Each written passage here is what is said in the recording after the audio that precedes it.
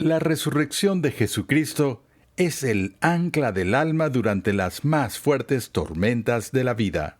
Pablo no tuvo tiempo para un cristianismo sin resurrección, porque entendió que el corazón y el alma de la fe cristiana, lo que hizo de la fe cristiana, fue el anuncio, no de que se supone que debemos amarnos unos a otros, sino el anuncio, Él ha resucitado.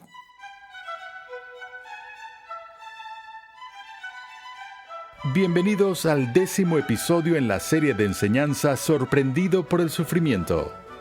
En esta edificante serie, el Dr. R.C. Sproul explora el propósito del dolor y el sufrimiento con el fin de hacernos comprender cómo Dios se relaciona con las tragedias que invaden la vida humana. En los ministerios Ligonier, nuestra misión, pasión y propósito es ayudar a las personas a crecer en su conocimiento de Dios y su santidad. Es por esta razón que nos esforzamos en proveer recursos de sana doctrina confiables a las personas de habla hispana, no solo en Latinoamérica, sino también alrededor de todo el mundo. Hoy nos gozamos en anunciarles el lanzamiento de la Biblia de Estudio de la Reforma, nuestra Biblia de Estudio editada y revisada por el Dr. R.C. Sproul. En unos momentos les daremos más información al respecto, pero antes vayamos a nuestra lección del día de hoy. En nuestro episodio anterior vimos cómo la victoria de nuestro Señor sobre la muerte nos anima a sufrir con esperanza. Y es que la resurrección de Jesucristo asegura a su pueblo que su trabajo, su sufrimiento e incluso su muerte no son en vano. Te invito de nuevo al aula de clases a escuchar al Dr. R.C. Sproul en la voz de Pepe Mendoza mientras concluye su enseñanza sobre la resurrección de Cristo y continúa examinando cómo la victoria de Cristo sobre la muerte nos ayuda a enfrentar la muerte no solo con dolor, sino también con gran esperanza. Retomamos la clase anterior en progreso. Si la religión se basa en una premisa falsa, si no hay una realidad correspondiente a la esperanza que se encuentra dentro de nosotros, seamos sinceros, nuestra predicación es un ejercicio fútil. Nada podría ser más irrelevante que lo que decimos desde los púlpitos de este país, y la fe que expresamos es inútil. Es inútil si Cristo no ha resucitado. Hablo de esto cada vez que tengo oportunidad porque estamos viviendo en un momento de la historia de la Iglesia cristiana donde hemos visto todo tipo de intentos para darnos una versión sintetizada del cristianismo. Dicen que ya nadie cree en lo sobrenatural. No creemos en lo milagroso, no creemos en los nacimientos virginales y las muertes expiatorias y las resurrecciones y las ascensiones y los ángeles y todo eso. Rudolf Ullmann, el estudioso alemán, dice que no puedes usar la quimioterapia moderna, no puedes usar la electricidad, no puedes usar las comodidades de nuestra cultura y aún creer en los ángeles y los nacimientos virginales. Entonces la iglesia se queda con un gran problema en sus manos. ¿Qué hacemos con estos miles de millones y miles de millones de dólares en inversiones que hemos realizado en estos edificios y la influencia que tenemos en la cultura? Y sin mencionar a un par de generaciones de hombres y mujeres que han sido ordenados en el clero, que ahora no tienen otro lugar para trabajar. ¿Qué hacemos? ¿Cerramos nuestras puertas y decimos perdón, nos equivocamos? Eso es lo que está sucediendo en Europa. O tratamos de rescatar de esta religión anticuada algo que todavía tiene valor contemporáneo. La ética, por ejemplo, de Jesús. Y por eso despojaremos los elementos sobrenaturales de la fe cristiana y preservaremos los elementos naturales de la prudencia y la percepción de este rabino judío e intentaremos continuar de esa manera. Pablo, el apóstol, no tuvo tiempo para eso y pensó que era infantil, que al fin de cuentas era inmaduro. Es un tipo de religión establecida por personas que quieren el pastel y comérselo también. Él dijo, seamos sinceros, saben, si Jesús está muerto, no hay razón para que yo le otorgue un significado permanente. Si no hay resurrección, nuestra fe es vana. Pablo no tuvo tiempo para un cristianismo sin resurrección, porque entendió que el corazón y el alma de la fe cristiana, lo que hizo de la fe cristiana, fue el anuncio, no de que se supone que debemos amarnos unos a otros, sino el anuncio, Él ha resucitado. Eso es lo que llamó la atención de las personas en el primer siglo. Esta increíble afirmación de que un hombre había muerto y había vuelto de la muerte a la vida. Si Cristo no ha resucitado, vana es nuestra predicación, también vuestra fe. Aún más somos hallados testigos falsos de Dios, porque hemos testificado contra Dios que Él resucitó a Cristo. Hay una organización religiosa en este país llamada Testigos de Jehová. Lo que Pablo defiende aquí es que el resto del cristianismo, una vez que abandona su confianza en la resurrección de Cristo, debería cambiar el nombre de su organización a los falsos testigos de Jehová y decir y admitir al mundo que hemos estado mintiendo por siglos, ya que no solo estábamos equivocados del hecho central de la resurrección, sino que dábamos falso testimonio contra Dios el Padre, porque decimos que es Dios el Padre quien resucitó a Dios el Hijo de la muerte. Él no resucitó a Cristo. Si en verdad los muertos no resucitan, pues si los muertos no resucitan, entonces ni siquiera Cristo ha resucitado, y si Cristo no ha resucitado, vuestra fe es falsa, todavía estáis en vuestros pecados. Entonces también los que han dormido en Cristo han perecido. Creo que podrían suponer que el apóstol Pablo era médico. Habla de los que han dormido en Cristo. Él aquí recurre a un eufemismo. Es como mi dentista. Cuando mi dentista me pone en la silla del dentista y saca esa aguja, me dice, ahora esto podría causar un poco de incomodidad.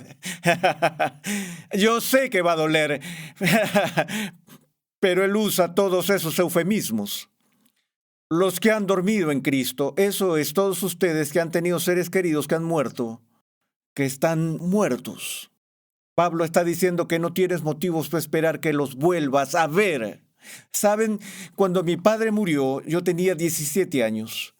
Y los psiquiatras podrían haber hecho su agosto conmigo porque por 20 años tuve una pesadilla recurrente que me perseguía. Esa pesadilla era exactamente la misma. Era tan vívida e intensa cada vez que la tenía. Cada vez que tenía esta pesadilla, soñaba que mi padre estaba vivo otra vez. Pero en este sueño, cuando lo veía, estaba en la misma condición desesperada, lamentable y demacrada que tenía antes de morir. Y a pesar de que me alegraba verlo en mi sueño con esta vivacidad e intensidad de imágenes, en el sueño volví a experimentar una vez más la desesperación total, sabiendo en el sueño que iba a morir de nuevo. Y creo que lo que mi inconsciente me estuvo diciendo durante 20 años es, R.C. Sproul, lo que más quieres por encima de todo es poder verlo una vez más y hablar con él. Me hicieron una pregunta no hace mucho, R.C., si pudieras ir al cielo y entrar en el cielo y tener una cita con San Pedro en la puerta para ver a 3 personas que quisieras ver. Podrías ver a Jeremías, podrías ver al apóstol Pablo, podrías ver a Agustín, Aquino, Edwards, Lutero. ¿A quién te gustaría ver? Dije, antes que nada, quiero ver a mi papá. Luego podríamos hablar de Lutero y los otros personajes. Quiero ver a mi padre. Bueno, Pablo estaba diciendo, y no lo digo solo yo, ¿verdad? Pablo dice que si Cristo no resucitó, olvídate de ver a tus seres queridos difuntos. Ya no están. Si hemos esperado en Cristo para esta vida, solamente somos de todos los hombres los más dignos de lástima. Sé que en nuestra cultura se nos dice que la única dimensión significativa de la religión es lo que sucede aquí y ahora en este mundo y que no hay nada peor que estas personas con castillos en el aire que siempre están hablando del cielo.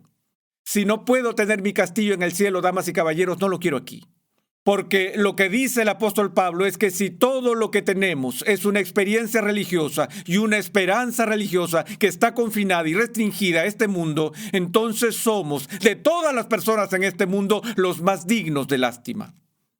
Les digo a las personas que no son cristianas, no sean hostiles hacia nosotros, no se enfaden, tengan piedad, porque aquí estamos malgastando nuestras vidas con un engaño.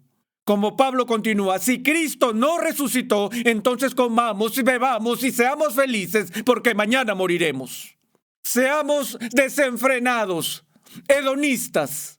No te rías de esta generación de muchachos que están haciendo todo lo posible para embriagar sus sentidos y encontrar algún medio de escapar de la sombría realidad del mundo que les mostramos todos los días. Eso no es tonto. Eso es sabiduría si no hay resurrección. Comamos, bebamos, seamos felices, vamos al carnaval, festejemos hasta que quedemos borrachos hasta más no poder, hasta que muramos porque mañana es el fin.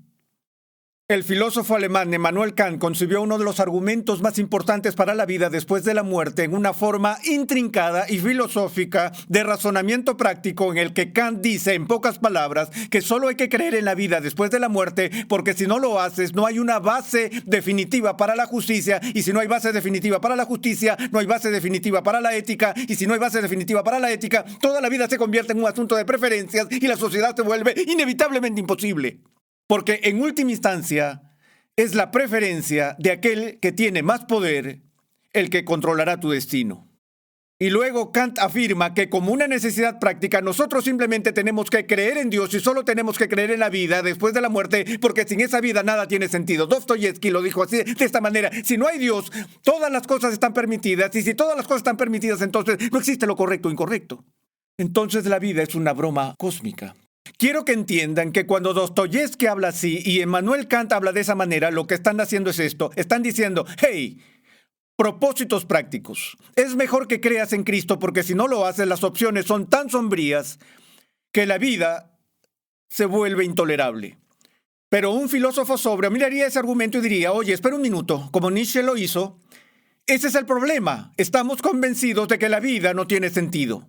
No vivimos como Alicia en el País de las Maravillas, donde simplemente podemos proyectar nuestros deseos y decir que la realidad es como nos gustaría que fuera. Vamos a creer en la resurrección, porque si no creyéramos en la resurrección, la vida sería intolerable. Señoras y señores, Pablo nos muestra la severidad de la alternativa de la resurrección de Cristo, pero no basa su caso en eso. Él no nos dice, cree que Cristo resucitó de los muertos, porque si no crees, la vida es intolerable. Ese no es lo que él argumenta. Escucha lo que él dice. Él dice al principio, ahora os hago saber, hermanos, el evangelio que os prediqué, el cual también recibisteis, el cual también estáis firmes. Él dijo, porque yo os entregué en primer lugar lo mismo que recibí, que Cristo murió por nuestros pecados, conforme a las Escrituras, que fue sepultado y que resucitó al tercer día, conforme a las Escrituras. Para un judío, esa frase, según las Escrituras, significaba mucho. Porque si podían demostrar que esto era algo que los libros antiguos predijeron, para la mayoría de esas personas eso resolvía el problema, ya que tenían mucha confianza en la precisión trascendente de la Escritura Sagrada. Pablo podría haber terminado el argumento allí mismo con el judío, que eso estaba de acuerdo con las Escrituras. Pero se traslada del terreno de lo bíblico a lo empírico y dice que él se le apareció a Pedro y luego a los 12. Y después de eso se apareció a no más de 500 de los hermanos al mismo tiempo, a más de 500 hermanos al mismo tiempo, la mayoría de los cuales todavía viven. Sé sus nombres y direcciones, vayan y compruébenlo. La mayoría de los cuales viven aún, pero algunos ya duermen. Después se apareció a Jacobo, luego a todos los apóstoles, y al último de todos, como uno nacido fuera de tiempo, se me apareció también a mí. No te escribo sobre especulaciones abstractas. Te estoy hablando de una resurrección que 500 personas presenciaron más de una vez. Y damas y caballeros, yo lo vi. Este es el testimonio universal de los escritores del Nuevo Testamento. Los otros apóstoles dicen, no les declaramos fábulas ingeniosamente inventadas, sino que les declaramos lo que hemos visto con nuestros ojos y escuchado con nuestros oídos.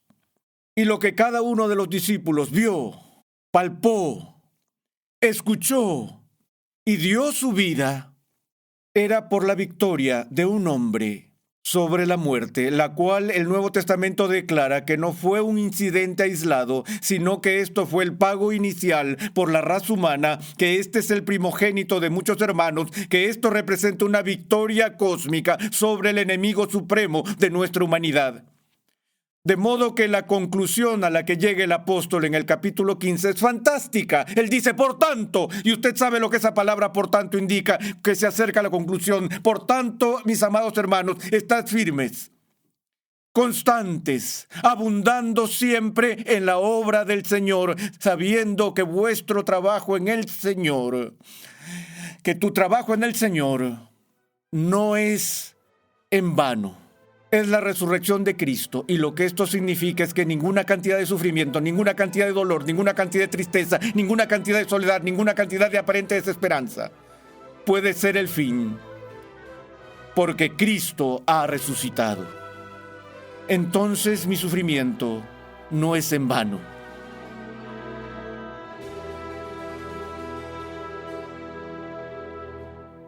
Gracias por la sintonía en el día de hoy. En unos momentos, el Dr. R.C. Sproul regresa con nosotros para explorar las formas en que la resurrección de Cristo asegura que nuestro trabajo, dolor, sufrimiento e incluso muerte no sean en vano. En esa sección podrás utilizar la aplicación de la lección 5, que se encuentra en la guía de estudio para esta serie. Nos complace anunciar el lanzamiento de la Biblia de Estudio de la Reforma. Esta nueva Biblia de Estudio de los Ministerios Ligonier está cuidadosamente elaborada para ofrecer una experiencia de lectura, estudio y discipulado sin precedentes para cada edad y etapa de la vida cristiana.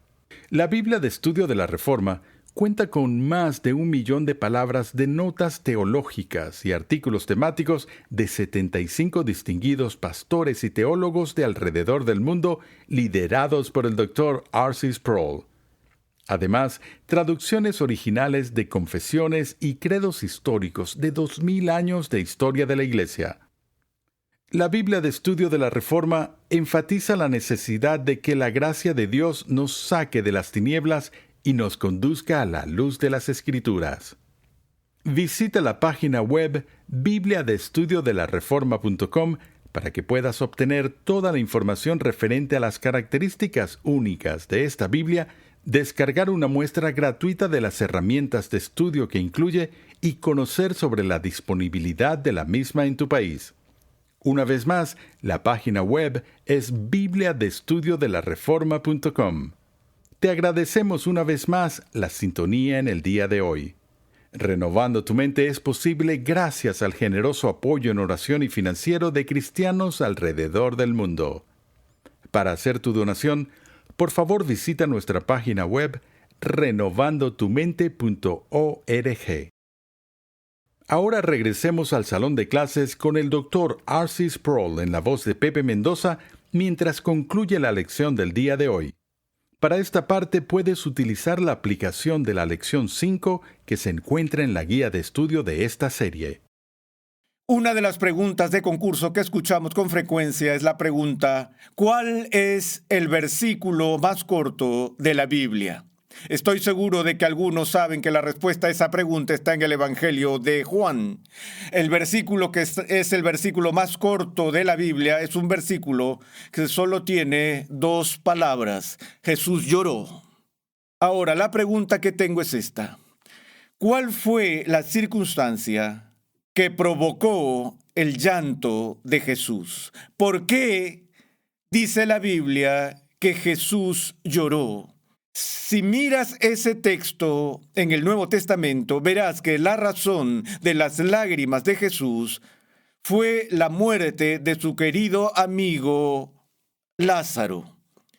Fue cuando Jesús regresó a Betania y llegó a la casa de María y Marta, las hermanas de Lázaro.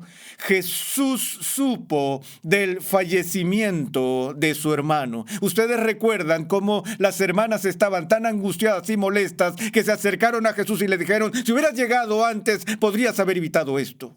Y luego Jesús continúa con esta maravillosa enseñanza sobre la resurrección diciendo: yo soy la resurrección y la vida. Y luego procede a caminar y va a resucitar a Lázaro de la muerte. Ahora, dada la visión de Jesús de la vida después de la muerte, dado el poder de Jesús sobre la muerte, en todo su espíritu de triunfo, ¿cómo entendemos el hecho de que Él realmente pudo llorar por la muerte de Lázaro? Cito ese pasaje por una razón. Una de las cosas que me aflige en la comunidad cristiana es que, de alguna manera, esta idea se ha infiltrado de que está mal que los cristianos lloren, que está mal que los cristianos se duelan, y que cuando vamos a un funeral cristiano deberíamos ver a las personas que están allí, que acaban de perder a un ser querido, regocijándose, sonriendo y celebrando la gloria de Dios porque su hijo, su esposo o su esposa ahora simplemente han pasado a la gloria. Y no es algo maravilloso salir de este mundo e ir al cielo. Bueno, sí es maravilloso salir de este mundo e ir al cielo. Pero cuando Jesús fue al funeral de Lázaro, lloró, porque se adentró en el dolor de una situación que viene de la separación. Sí, puedo alegrarme de que mis seres queridos hayan ido a un lugar mejor y a una situación mejor de la que disfrutaron en este mundo. Pero aún así, yo y aquellos que quedan atrás tenemos que enfrentar la enorme carga de vivir sin la presencia aquí de alguien a quien amamos. Y esa es una ocasión para el dolor, esa es una ocasión para el luto. Tenemos que aprender a llorar y permitir que las personas expresen su dolor. Simplemente no es saludable fingir que no tenemos dolor, cuando de hecho el dolor está carcomiendo nuestra alma. A veces creo que nos confundimos acerca de varias emociones. Si observan detenidamente el Nuevo Testamento, verán que hay ciertas emociones que tenemos la capacidad de expresar, pero vemos la desaprobación de Dios. Dios no las mira con agrado. Por ejemplo, la amargura es una emoción destructiva. La autocompasión es una emoción destructiva. Podemos dañar nuestras almas y nuestras personalidades si nos rendimos a la amargura o a la autocompasión. Ahora, tanto la amargura como la autocompasión a menudo están estrechamente relacionadas con el dolor. Pero el dolor real, el luto real, el llanto y la expresión de un profundo dolor por la pérdida de algo que apreciamos es perfectamente legítimo. No hay nada en la palabra de Dios que desapruebe la expresión de duelo o dolor. Solo cuando ese dolor se convierte en amargura o lo alimentamos hasta el punto que se convierte en oportunidad para la autocompasión, nuestro proceso de dolor se vuelve destructivo. Pero el dolor en sí no es malo. El luto en sí no es malo. Y por eso les digo que si experimentan la pérdida de un ser querido, no se avergüencen de llorar, no se avergüencen de ir a la casa de luto. Y me gustaría dejarte con esta instrucción. Quisiera que si están en grupo se sienten y hablen entre ustedes y abran sus corazones al respecto. Han pasado por situaciones en las que has sentido que no te permitían llorar, que no te permitían estar de luto. Hazte esta pregunta: ¿cómo te sientes cuando están otras personas en una situación de duelo? ¿Quieres que se contengan o quieres que se expresen? ¿Qué esperas de ellos y por qué? Y luego pongan las respuestas juntas, si pueden, con un análisis a la luz de la enseñanza bíblica sobre el luto y el dolor. En tiempos de sufrimiento, la fe corre y se coloca al frente de nuestra preocupación. La fe se enfrenta a un combate de lucha libre con nuestras emociones. El enemigo es la desesperación. La desesperación ataca nuestra fe y el resultado de la batalla no siempre está asegurado para nosotros. Dejar que Dios sea Dios es la mayor tarea de la fe en medio del sufrimiento. Eso es lo que Herman Melville entendió cuando dijo: hasta que aprendamos que un sufrimiento pesa más que 1000 alegrías, no descubriremos lo que el cristianismo trata de hacer de nosotros. Cuestionar el sufrimiento es cuestionar a Dios. O Dios está involucrado en nuestro sufrimiento, o Él no es Dios. El cristianismo no conoce de un Dios que se ausenta del dolor y la pena humanos. Dios no es un simple espectador. Él es soberano sobre nuestro dilema. Él es soberano en nuestro dilema. En nuestro próximo episodio de Renovando tu Mente, veremos que aunque la Biblia no es muy clara respecto a cómo es el cielo, se nos dan muchas pistas que proporcionan un anticipo atractivo de la gloria futura y algunos puntos que son revelados con mayor claridad.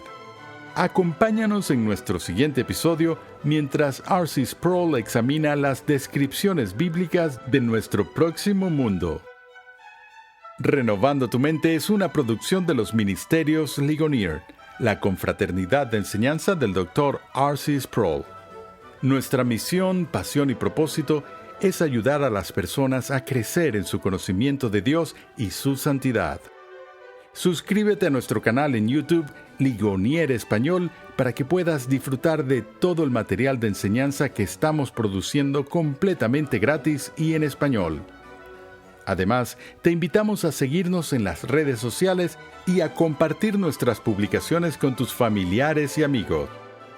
Para contactarnos, por favor, envíanos un correo electrónico a programa@renovandotumente.org con tus preguntas, testimonios y comentarios.